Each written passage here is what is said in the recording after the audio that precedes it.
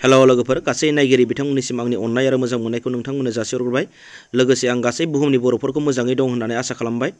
नोंथांमोननो आं दिनै मोनसे गोदान निउस लाना फैदों एबा गोदान खबर। नोंथांमोना माखासे आंखौ बुंदों माने नोंथाङा दासो सासेल' कर'ना भाइरास मोनदों आसामाव, माबायदि निउस होदों मादों होननानै गोबाङानो बुंदों। नाथाय बे निउसखौ आङो दहाय फुङावनो होदोंमोन। बेखायनो माने बेखौ माने मोनथ'नाय जायाखैमोन बे निउसखौ, बेखायनो होदोंमोन। नोंथांमोना माब्ला हगारदों भिडिअखौ, बबे टाइमाव हगारदों बेखौ मोजाङै नायबानो जायो। बिनि उनाव कमेन्टखौ खालाम आरो भिडिअखौ जोबजासिम नायखांनायनि उनावसो कमेन्टखौ खालामनांगौ। आं बेखिनिखौनो बुंबाय। दानिया दिनैनि गोदान खौरांखौ। से नाम्बारावनो दङ आसामाव गासै 7 जन कर'ना पजिटिभ मोनबायनो। गोसोआव ला रायजो राजा नोंथांमोन, जोंनि आसामावबो कर'ना भाइरासआ फैबाय। गिबियाव इटालि हादराव बिदिनो 2-3ल' जादोंमोन। बिनि उनाव सानसे साननैनि गेजेरावनो बिसिनियाव 2000-3000 मानसिनाव जादों। बेखायनो दा आसामावबो बेफोरबायदि जानो हागौ। बेखायनो गावबागाव सांग्रां था। मैया सासेल'मोन आसामाव, दिनै 4 बारायबाय, गासै 7 जाबाय। 2 नाम्बाराव नाय, इन्डियायाव गासै 1642 जन कर'ना पजिटिभ मोनबायनो।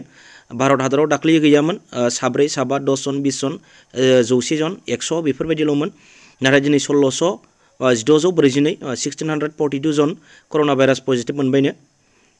3 नाम्बाराव नाय नोंथांमोन, इटालियाव गासै 12428 जन जाबाय, माने पजिटिभ मोनबाय आरो इटालियाव।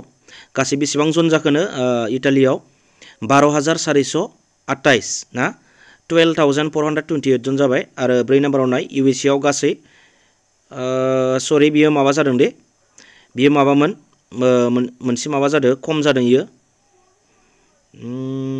इउएसएआव गासै माबामोन दे, 8000मोन बियो, सेया फार्स्टनिया 8189मोन दे। बेयो आंनि लिरनाय मिस्टेक जादों। 8189, बेखौ मा होनना बुङो, 1000 होनाया बेयाव सेया माने 8मोन आरो बियो ना, 8189। 8189 जन जाबाय आरो इउएसएआव। दानिया चाइनायाव नायदो, चाइनायावनो जों स्टार्ट जादोंमोन होननानै मिन्थिनो मोनो। बे जायगायाव बेसेबां जिउ गोमाखो आरो बेसेबां थांखो, 3305 जन जादों बिसिनि जायगायाव, चाइनायाव। आरो 2आव नाय, गामियाव दखान जाखुमानायखौ बन्द' खालाम।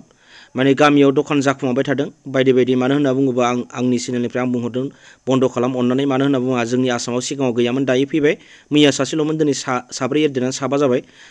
बेखायनो नोंथांमोना बेखौ बन्द' खालामोबा मोजां जायो, जाहाथे थाल लानानै बेफोरबायदि दखान जायोब्लाबो एसे गोजान गोजान थानानै बा बायसान्सनि माबा खालामबानो जायो।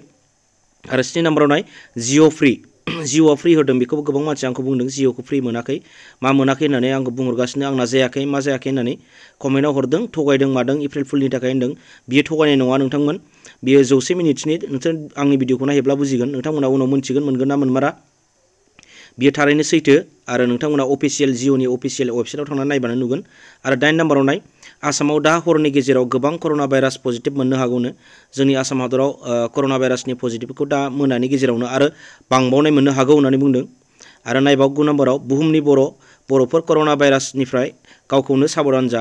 आं बेखौनो बुंदों बुहुमनि बर'फोरखौ, जाहाथे जोंनि बर' हारियाव बे बुस्थुआ फैया, जोंनि बर'नि सुबुं अनजिमाया खमाया। बेखायनो नोंसोर दखान बाजार आरो गामियाव बेरायलाबायनायखौ एसे खम खालाम अननानै प्लिज। आङो बेखिनिखौनो बुंबाय। दिनैनि गोदान निउस आपडेटआ बेखिनियानो। नोंथांमोना गाहासे साबधान थायो आरो न'निफ्राय जानला मोनला ओंखाराबाबो न'नि लांगोना बा न'नि खामानिफोरखौल' मावो, जाहाथे बाहेरायाव थाङा। आं बेखिनिखौनो खावलायबाय।